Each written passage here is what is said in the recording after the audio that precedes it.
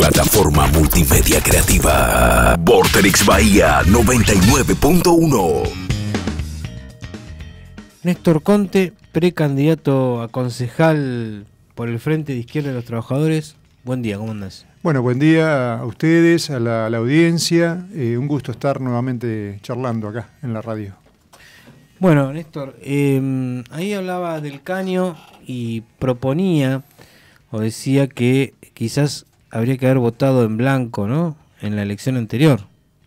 En el balotaje. En el balotaje. Llamamos a votar en blanco, planteando que Macri venía por un ajuste y Scioli también. Es decir, nosotros entendemos desde el Frente de Izquierda que el ajuste que se ha hecho, que se viene haciendo bajo el gobierno de Cambiemos, es decir, con la devaluación primero, los tarifazos después, el proceso inflacionario, que ha licuado los salarios y ha llevado a esta crisis fenomenal en el país, la caída del consumo interno, la caída de las exportaciones, es la consecuencia de una política que se venía desenvolviendo en nuestro país con el gobierno anterior y que la llevó adelante este gobierno. ¿Y por qué la llevó adelante este gobierno? Porque si no tiene mayoría ni en la Cámara de Diputados ni de Senadores, ¿cómo hizo Macri? Logró que los legisladores del PJ, de Massa, de Randazzo, del Frente para la Victoria le votaran 83 leyes fundamentales para poder desenvolver el ajuste. Es decir, ¿cuáles fueron esas leyes fundamentales? Primero, el presupuesto nacional. Después, el blanqueo de capitales, el pago al CIADI, el pago a los fondos buitre. Todo eso fue votado en las cámaras. Es decir, que este ajuste que hoy estamos viviendo con desocupados, salarios licuados, ha sido en función de un cogobierno. Y un ejemplo más que sirve para ilustrar: en las provincias donde gobierna el kirchnerismo lo está aplicando el kirchnerismo. Alicia Kirchner hace unos días desalojó a los docentes de la Casa de la Gobernación en Santa Cruz porque precisamente les ha ofrecido un 3% de aumento salarial y no le paga a los jubilados. Es decir, que el ajuste lo hace Macri y lo hacen los gobernadores. Entonces el voto en blanco en las PASO fue conscientemente defendido por el Frente de Izquierda, porque entendíamos que eran tanto Scioli como Macri eran dos variantes. En el balotaje. En el balotaje eran dos variantes de una misma política. Después fue, para los que siguen un poco más los detalles, Miguel Bain, que era uno de los asesores de Scioli, y Mario Blecher, que había sido director del Banco de Inglaterra, que eran los dos asesores que tenía Scioli, saludaron las medidas que había implementado el macrismo. Es decir, que los asesores económicos de Scioli estaban planteando que esa era la salida. Es decir, quien lo quiera ver, que lo vea. Es decir, nosotros podemos... Y se nos acusa que el producto de que el Frente de Izquierda votó en blanco, ganó Macri. Bueno, en primer lugar hay que decir que Scioli entonces no tenía los votos propios para él ganar. Y después siempre se nos hacen chanzas en general de que somos una fracción minoritaria. Ahora resulta que somos una fracción minoritaria, pero de nuestros votos dependía que gane uno u otro. Somos una fracción minoritaria. En el día de ayer la ministra Bullrich y la gobernadora acusaron al Frente de Izquierda de hacer cerrar fábricas. Somos el ogro en la sociedad.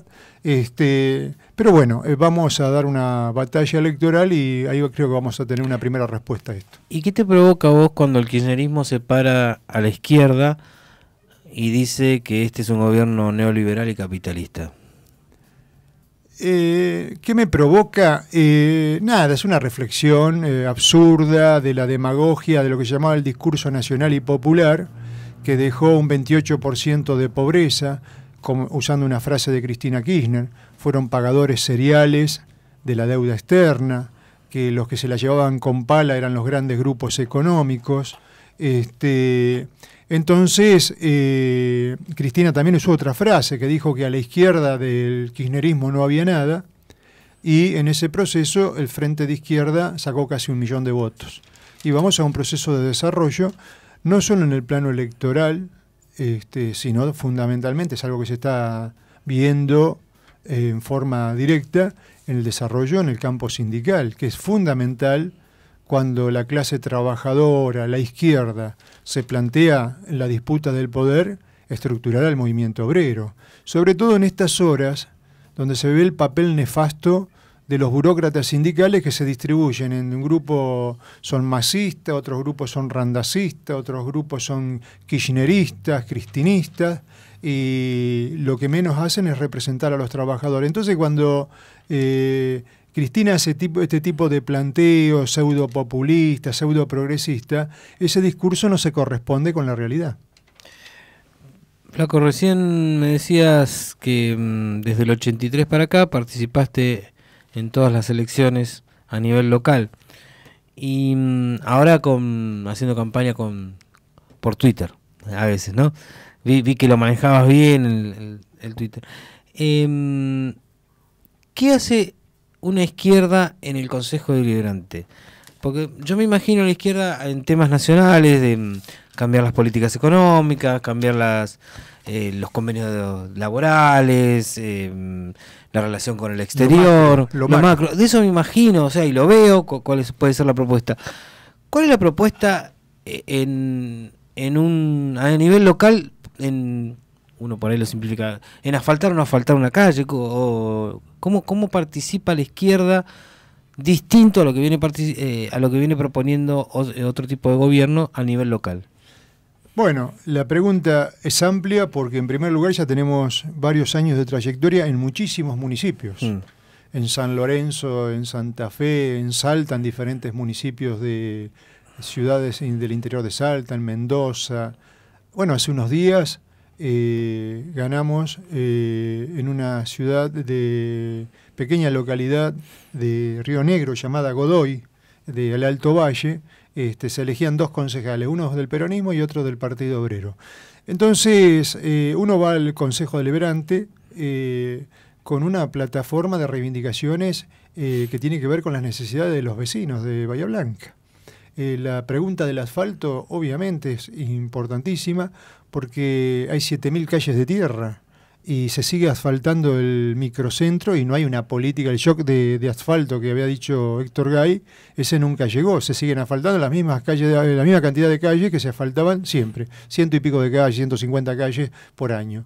Es decir, que no hubo ninguna política de inversión o de gasto del presupuesto en mejorar las condiciones de vida de las barriadas, que es un gran problema de las barriadas populares, la urbanización, incluso para abordar medidas de seguridad, no solo el asfalto, las cloacas, la luz, el gas, el agua, que eso va a mejorar, va a redundar en la mejora de la calidad de vida de cualquier trabajador. Un problema que tienen que verlo los oyentes, es cuánto se destina del presupuesto local a necesidades habitacionales. Hay un estudio hecho por un investigador de la Universidad del Sur que habla de 13.000 necesidades habitacionales. Las escrituras que está entregando Gay por estas horas y que las publicita también por redes, son a casas que se hicieron hace 10 años, 20 años, simplemente se le da la cuestión dominial, es decir, que obviamente que cualquier vecino quiere tener eso para poder venderla, mejorarla y todo lo que hace la cuestión legal. Pero de esos 13.000 familias que tienen necesidad de construir una pieza, un baño, una casa, el presupuesto municipal no le destina un peso. Otra cuestión que es por estas horas, que en general creo que una parte importante de la población no la conoce, nosotros estamos en la misma manzana donde está el Instituto Avanza, la Escuela 2, el Sauhueque, donde Instituto de Educación Física. Esta semana no funcionó por la invasión de las ratas. Y del presupuesto del Fondo de Financiamiento Educativo, que son 90 millones de pesos que vienen por año, Cambiemos está haciendo lo mismo que hizo el gobierno de Bevilacqua y que hizo el gobierno de Breinstein, que era mandarlo a rentas generales y utilizar los anteriores, por ejemplo, Valerio asfaltó calles del barrio Patagonia con el dinero que era para arreglar las escuelas. Y esta gente se lo sigue dando, como se lo daba el gobierno de Bevilacqua, a los empresarios del transporte, con el argumento de que con eso se paga medio boleto educativo, claro, que está por ley, tendría que ser gratuito para los estudiantes primarios, secundarios y universitarios. Resulta que hay un cálculo que es bastante sencillo, se cortan casi 2 millones de boletos por año. Si le pagamos 6 pesos a las empresas por esos boletos que cortan, habría que darle, si se aceptara este criterio de darle el Fondo de Financiamiento Educativo, 12 millones, no 21. Ya las cuentas ahí no cierran. Y después tenemos las escuelas que están invadidas por rata, la otra que se le electrocutan las paredes, la otra que no tiene calefacción, la otra que se le caen los techos. El SUTEBA iba a hacer ayer una presentación en el Consejo Deliberante, y bueno, producto de la movilización que se realizó, finalmente se dilató, de las necesidades de las escuelas públicas. Es decir, ¿cómo intervenís en el Consejo Deliberante local? Discutiendo el presupuesto, ¿a dónde se orienta? Se está iluminando y se está haciendo una bicisenda a un barrio privado que está en la salida de Bahía Blanca yendo para Torkins. Y cuando nosotros nos alejamos 15 cuadras del centro, vemos que los vecinos viven en el barro los días que llueve. Entonces la cloaca va por la calle. Entonces vemos problemas muy profundos. Néstor, quizás si llegas al Consejo en esta oportunidad vas a llegar solo. O sea, posiblemente metan un concejal, ¿no? Quizás es el aspecto de ¿cómo vas a hacer para una propuesta tuya tenga apoyo? Vas a tener que negociar en los pasillos, vas a tener que... Ustedes usan el rock acá, sí, pero hay una canción que dice sorpresas te da la vida te da sorpresas. Sí. Mirá, pero vas a tener que entrar por ahí en negociaciones y ese tipo de cosas que la izquierda no es muy afín a ese tipo de cosas. Sí, como que no. ¿Sí? ¿Cómo que no? Nosotros vamos a negociar todo lo que haya que negociar y reclamar con un programa las necesidades. Pero si uno utiliza la actividad legislativa junto con la movilización popular, se legisla muy fácilmente. Voy a poner un ejemplo. ¿Cuántos legisladores provinciales tiene el Frente de Izquierda en la provincia de Buenos Aires? Te lo contesto yo, 1. Sí. ¿Quién sacó la ley que favorece a la cooperativa INCOP, ex frigorífico Paloni en Bahía Blanca, para que ARBA le condone la deuda que le dejó la gestión fraudulenta anterior? El Frente de Izquierda. A través de la bancada, en ese momento, nosotros tenemos bancas rotativas, en ese momento era Guillermo Cain. Que planteamos que en función de que ARBA no había hecho los controles, de que había una ligazón muy fuerte en ese momento con el kirchnerismo de esa conducción, se había cometido un fraude. Y los compañeros que están actualmente trabajando en el frigorífico y gestionando el frigorífico, ellos no eran responsables, ellos simplemente iban a trabajar allí. Y él tuvo que trabajar mucho con los otros legisladores para que tuviera... Se escribió el proyecto porque los compañeros viajaron a La Plata. Se discutió con algunos legisladores más afines, más progresistas que hay en la Cámara. Se vino a Bahía Blanca, se presentó en los medios, hizo una actividad muy fuerte en el frigorífico con otras organizaciones sociales. Se fue al Consejo Deliberante, el Consejo Deliberante lo votó por unanimidad, se fue al Ejecutivo, se le planteó cuál era la situación porque ARBA estaba bloqueando el funcionamiento por una situación de fraudulenta que había dejado la gestión anterior. Lo mismo pasa con la FIP, que todavía no está resuelto. Y Gay sacó una carta apoyando la ley, y la ley fue votada por unanimidad. Entonces, cuando vos ligás un reclamo popular a un planteo de tipo parlamentario y lográs respaldarlo con la movilización, las leyes van a salir. Ahora, si obviamente de 24 concejales yo quiero plantear en soledad algo, probablemente eso no te... Y después hay otro ejemplo que... obviamente no puedo poner ejemplos locales porque la izquierda nunca ha estado en el Consejo Deliberante, pero hay un ejemplo que es muy interesante que a los vecinos, en general al conjunto de la población y al pueblo le interesa. Un legislador nacional gana entre 140 y 197 mil pesos. El aumento que se dieron hace 20 días de 30 mil pesos. Yo creo que los que estamos sentados en la mesa sabemos que ese en muchos casos ni siquiera alcanza a ser el salario de un trabajador. Sí. Es decir, algunos lo cobran, pero no son la mayoría. Sí. Solamente el aumento fue de eso. Después si le pagan... desarraigo, los pasajes aéreos llegan casi a 200 mil pesos mensuales. El Frente de Izquierda Pitrola salió a denunciarlo abiertamente, esto mientras que el salario mínimo no llega a 9.000, apenas roza los 9.000 pesos, y se armó una crisis.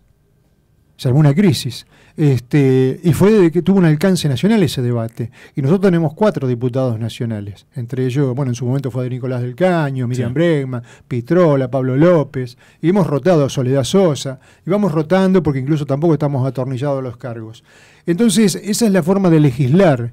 Yo creo que si nosotros hiciéramos un censo de las necesidades habitacionales y se pudiera hacer a través del Consejo Deliberante, tendríamos una dimensión real de las necesidades y tendrían que aparecer las tierras públicas ociosas, las tierras privadas ociosas, y empezar a dar respuesta en el plano habitacional. Después una medida que me gustaría ver si alguien la plantea, y yo la voy a plantear ingresando al Consejo Deliberante, es que se constituyan las comisiones de seguridad e higiene bajo control de los trabajadores, porque esto es muy sencillo.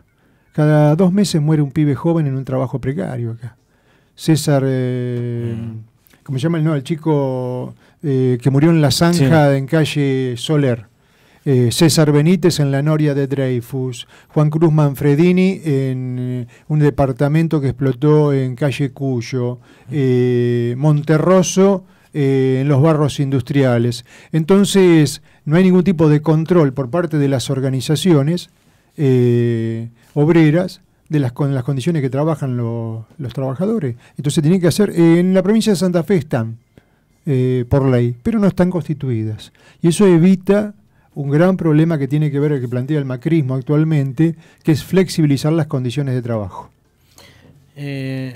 Flaco, acá hay una declaración de José Luis Espert, ¿lo conoces? Sí, él es un economista liberal. Exactamente. Dice, las empresas toman gente y a veces también despiden. El trabajo no es un derecho como dice el populismo cavernícola. Es una contingencia. Voy a hacer una aclaración. La declaración se la adjudican a él. No tengo constancia de que sea cierta. Quizás lo sea, no, bueno, pero supongamos que esto, no sé si tan crudamente, pero mucha gente de quizás de Cambiemos, ¿no? Quizás piense de esta manera. Sí, en general todos los sectores empresarios plantean eso. Hoy hay un artículo que sale en Diario Clarín, que dice que en función de la crisis que planteó el desalojo de PepsiCo, se ha frenado los anuncios de la reforma laboral que se quiere hacer en nuestro país. Ya han instalado la posibilidad de jubilarse en forma voluntaria a los 70 años. Y esto tiene que ver con la reforma previsional que estaba planteada en Brasil y que se ha caído por ahora por la crisis que tiene el actual presidente. Pero indudablemente, y esto plantea la vigencia del Frente de Izquierda, que tiene que ver que hay una crisis económica a nivel planetario que ha imposibilitado al gobierno actual el tema de los brotes verdes, la supuesta corriente de inversiones que iba a venir a nuestro país que no vino, y es la idea de ofrecer, si fuera real esto de Espert, lo que está planteando en ese mensaje, ofrecer mano de obra mucho más barata. Entonces, precarizar las condiciones de trabajo. Esto tiene que ver también con la CRT, con un anuncio que hizo el gobierno hace unos días, al instalar en la agenda pública que habría una crisis por los juicios laborales, cuando lo que nosotros estamos denunciando es al revés. Las malas condiciones de los trabajadores que llevan a que se hagan juicios, pero esas malas condiciones son las que le están costando la vida a la gente. En vez de plantear garantizar las condiciones de seguridad para evitar la precarización laboral, el gobierno va por la precarización laboral para abaratar los costos laborales.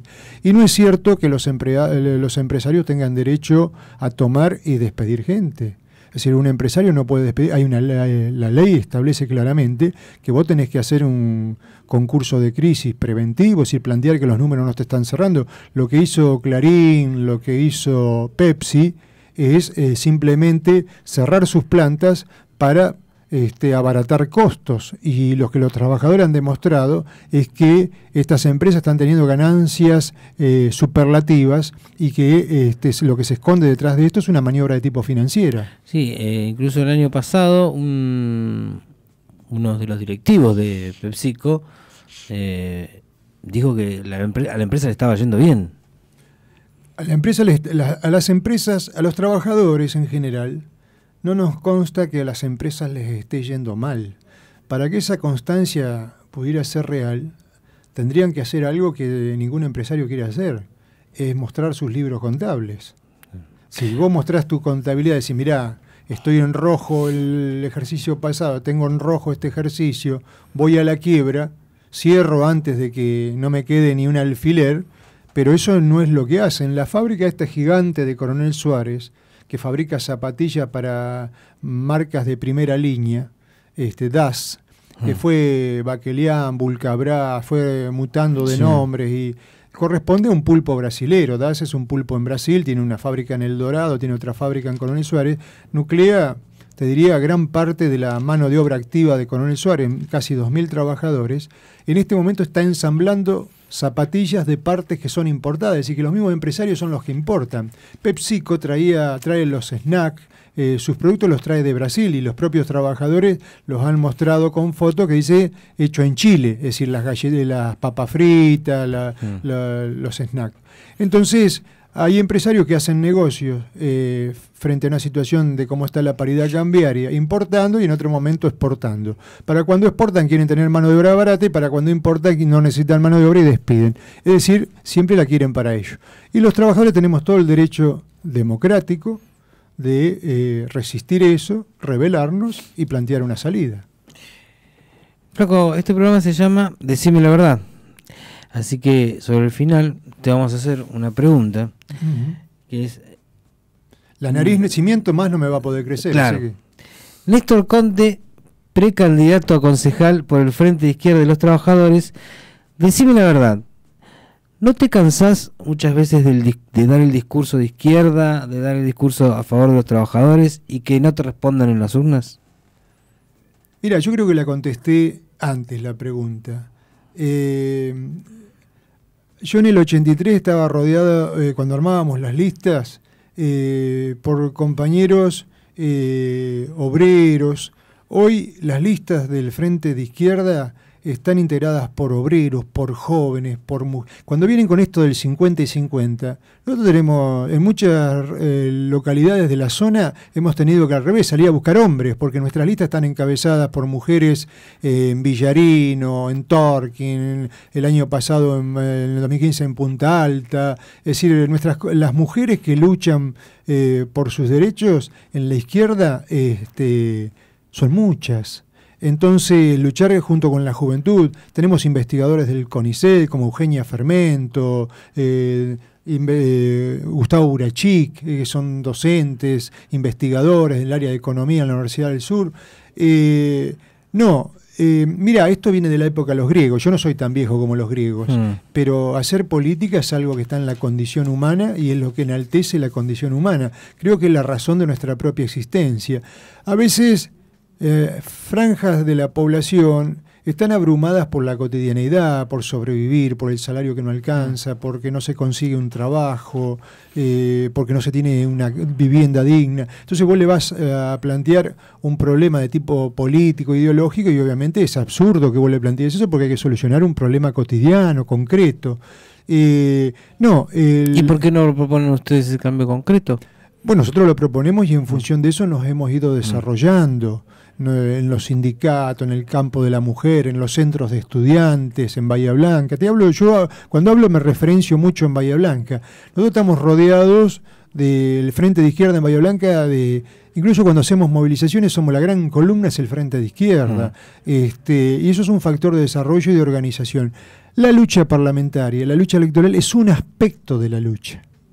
Es un aspecto importante donde tal vez es la gran vidriera, pero el trabajo gris cotidiano, por eso nosotros largamos una consigna junto a los trabajadores, las mujeres y la juventud, siempre estamos. No es que aparecemos, hay candidatos que aparecen cada 2 años. Nosotros tenemos uno que es famoso, que es un competidor nuestro en Buenos Aires, capital, que es Luis Zamora, que no se quiso integrar al Frente de Izquierda, pero él aparece cada 2 años, nunca se lo ve.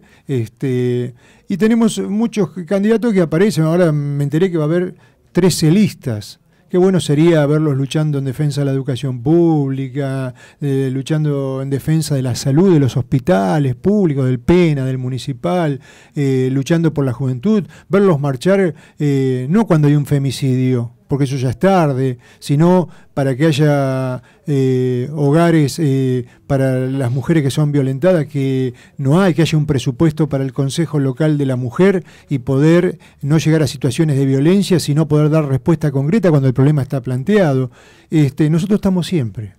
Entonces no me canso porque es la vida misma, es decir, Yo empecé a militar en el año 73 en la escuela secundaria cuando tenía 17, 18 años. Tengo 62, es decir, toda mi vida consciente he estado militando en el campo de la izquierda, yo en el Partido Obrero, en el Frente de Izquierda estos últimos años, y bueno, le ha dado mucho sentido a mi propia existencia. Bueno, Néstor, un gusto que hayas pasado otra vez por decirme la verdad, y esperemos que pueda llegar al Consejo. Estamos dando la batalla para que eso ocurra. Más allá de nuestras simpatías políticas, estaría bueno que alguna vez haya alguien de la izquierda en el Consejo Deliberante para dar otro punto de vista de las situaciones que nos pasan en la ciudad. Esa es la experiencia que recogemos a lo ancho y a lo largo del país, y esperemos poder concretarla en Bahía Blanca también, porque los otros días lo dije en un reportaje, después me di cuenta que era la frase de Menem. No vamos a defraudar, porque nosotros luchamos. Menem decía no los voy a defraudar, y yo dije no vamos a defraudar, porque nosotros tenemos un compromiso de tipo histórico, y siempre estamos luchando, así que esa es la nuestra. Vamos con las botas puestas. Muchas gracias. Plataforma multimedia creativa. Vorterix Bahía 99.1.